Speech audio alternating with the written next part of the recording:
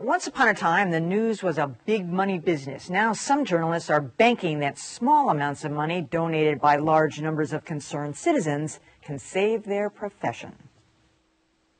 At the San Francisco-based website Spot Us, journalists pitch story ideas directly to the public. So for this piece, I plan to travel to these marginal communities in the Central Valley with a few basic questions in mind. The idea is that stories like this one on the return of Great Depression-style tent cities in California will find support from unexpected sources. I went online to donate the last $35 to a project where a journalist wants to write about what he's calling the new Hooverville. Boston media researcher Persephone Neal was intrigued after getting an email from Spot Us. I was very interested in it because I live in Tent City in the South End, so it rang a special chord. And she opened up her wallet. The Neiman Foundation's Joshua Benton says individually supported journalism eliminates the middleman. If you have a Spot Us story that is funded by 70 small donations, the inputs of any one of those 70 people really won't have a big impact. So ethically, in a lot of ways, it's a sounder situation. And that's part of the reason Persephone Neal supports Spot Us. My fear is that the Chinese wall between commercial media, selling advertising, and editorial journalism is dissolving. In fact, directly funded journalism is popping up all over the U.S. In Minnesota, the Representative Journalism Project is gathering donations to fund a local reporter for the town of Northfield. In California, voiceofsandiego.org employs 11 journalists. Benton says it's a start. I think it'll always be a relatively small niche, but it can be a very valuable one. Benton says new ways to fund journalism can't come too soon. My hope is, over time, as the number of mainstream journalism jobs declines, that there are going to be lots of experiments to try and fill that void. But who's to say this is not advocacy journalism? There's an editor who is supposed to be checking on things, so they're trying to keep that level of quality. We'll see. I have a feeling I know how that return of the Hooverville story is going to turn out. John Keller's going, yes. Yeah. I mean, come on. You know, it's a quaint idea, but there's an advocacy part of it. First of all, they're funding the stories that they want to read about. It's like turning on the show that you want to watch. And, you know, it's you basically know how it's going to come out. It has a certain rent-a-reporter quality to it, where you know, and I kind of like to know where the money's coming from to fund some of these projects. And that's going to be very important. I'm not saying that you know that there can't be great foundations that fund great investigative work, because frankly, investigative reporting is extremely expensive, which is why a lot of newspapers and news organizations have let it slide. And you know, not to mention the legal defense with some of those stories, and the FOI expenses to get those records and to go through the databases.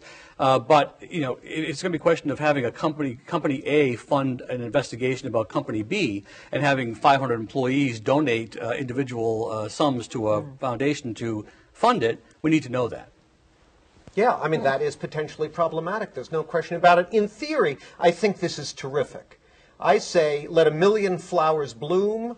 There's no reason why just the mainstream media should necessarily have a monopoly on it, and our business model is certainly fraying around the edges. There's no doubt about that. So by all means, let creativity reign.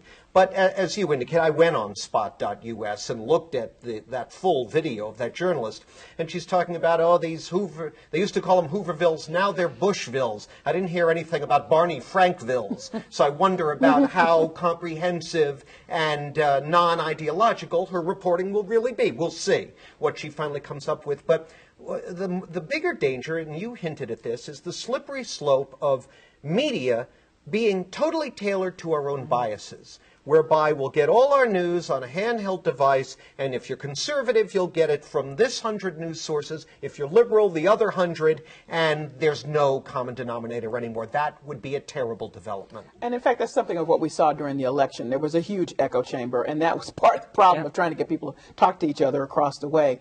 And so you're exactly right about that. The other thing that needs to get transferred to these very worthy efforts is really the transparency thing and some of the other tenets of journalism that don't seem to get transferred. The effort of going out to get the story, the earnestness, the commitment, all that can be expressed in one of those, one of the ways that they're trying to do this independent kind of journalism. But often some of the other stuff about not taking money from certain groups who might have an interest in this, reporting exactly where you got, these kinds of things that don't come forward with them is what is problematic. It's just as much as people in the end deciding that they will only pay attention to stories that are of interest to them. Look, a few of these websites are going to grow to be very big, much in the way that there are tons of bloggers out there, but there are not that many Daily Kos, Huffington Post, right? There are some really influential places out there.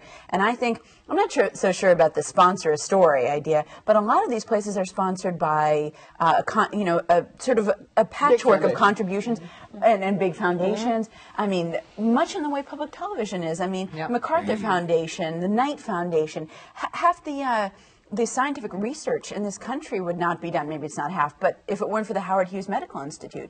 I mean, the amount of money that comes from charitable organizations that funds really important things in this country is not incidental. And I think that that's going to end up funding websites much in the way that it... But isn't there a danger in only covering the issues and the stories then that you want to know about? I mean, I contend that a story like the Walter Reed Army Hospital never would have been reported. But somebody would have put that up, think, oh, no, I'm not interested in that. I mean, there's got to be a germ. There's got to be a journalistic germ there. I mean, this looks like an interesting feature, I have to say. But I agree with you, John. There's got to be a slant on it. There's a take on it. I mean, that's why she's interested in it. And that's why Persephone Neal is interested. She's got a take on it. She said she lives in Tent City in the South End. Well, I think the other thing to point out with the large foundations is that, what's been good about, for the most part, is that they would step back and not put a hands-on to how the work was done. True. But that's not always the case. And there are people on those boards, and they say, this is way too conservative, we're liberal, we don't want to fund it, and vice versa. I mean, and that's always going to happen, But, having said all this, none of these issues are unknown to the mainstream media. Transparency of funding, whose agenda is being played out. So I say, go to it, guys and gals, and we'll sort out the mess as it unfolds. That's what I like. Messy, free speech and democracy. That's good. As long as it's credible. Exactly. I think that's the key. Well, I mean, you always wonder, even when you see, the NBC Nightly News or whatever, and you see all the commercials, are they really going to be that critical of the drug companies? That's 90% of the commercials is over-the-counter or prescription drugs. I mean, the question of who funds things, I think, is ubiquitous. Yeah. Special interest groups are frequently behind investigative stories. They're frequently the sources for stories. But I do think that there has to be, there are editors and reporters who say, well, I understand where the story is coming from, and I know as a result how I should balance it out. Well, I think that the reader has to sort of beware here to know for themselves. They have to act as the editors when they're looking at these stories. Now, what happens, so it's a big foundation, and they say, go to it, we're behind you, and then you come back with the thing, and it's not that it necessarily impacts their particular product, but they say, well, we weren't kind of interested in that. That's like drug companies. It's they fund studies, and then when it doesn't hurt us, but that's not our interest.